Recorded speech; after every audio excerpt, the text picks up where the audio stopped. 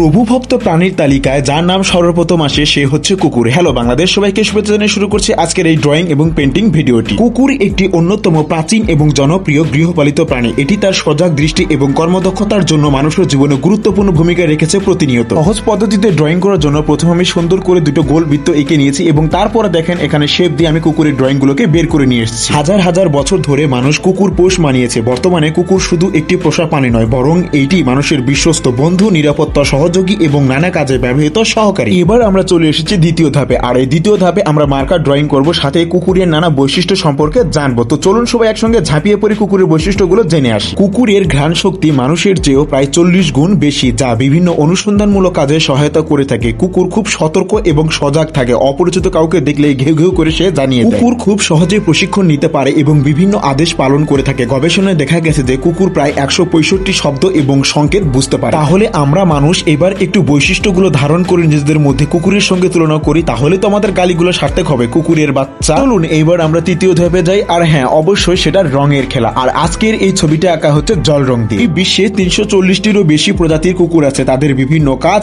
এবং ব্যবহারের উপর ভিত্তি করে কয়েকটি শ্রেণীতে বিভক্ত করা হয়েছে। সেগুলো হচ্ছে পোষ্য কুকুর, প্রহরী কুকুর, শিকারী কুকুর, সেবামূলক কুকুর, পুলিশ ও সেনা কুকুর। প্রত্যেকটা ছবি তার ব্যাকগ্রাউন্ডের উপর অনেক অংশে নির্ভর করে। আপনার ব্যাকগ্রাউন্ডটা যদি সুন্দর হয়ে থাকে তাহলে আপনার ছবিটাও ভালো হবে। তাই ব্যাকগ্রাউন্ড করার সময় অবশ্যই আপনি খেয়াল রাখবেন ডার্ক এবং লাইটের দিকে। গবেষণায় দেখা গেছে কুকুরের ডিএনএ থেকে বোঝা যায় এরা নেকড়ে থেকে বিবর্তিত হয়েছে আজ থেকে 1500 বছর আগে। কুকুরের মস্তিষ্কের কিছু অংশ মানুষের মস্তিষ্কের মতো কাজ করে, তাই এরা আবেগপ্রবণ হয়ে থাকে। তাহলে আমরা মানুষেরা কি নিজেদের বৈশিষ্ট্যগুলোকে একটু বিবেচনা করতে পেরেছি? আসলে তো আমরা কুকুরকে কত রকম করে গালি দিই বা নিজেকেও কুকুরের সঙ্গে গালি দিয়ে মিশাই। উত্তর খুঁজে অবশ্যই কমেন্টে জানাবেন। অসংখ্য ধন্যবাদ সবাইকে আজকের এই ভিডিওটি দেখার জন্য। ভালো থাকুন সবাই, টাটা।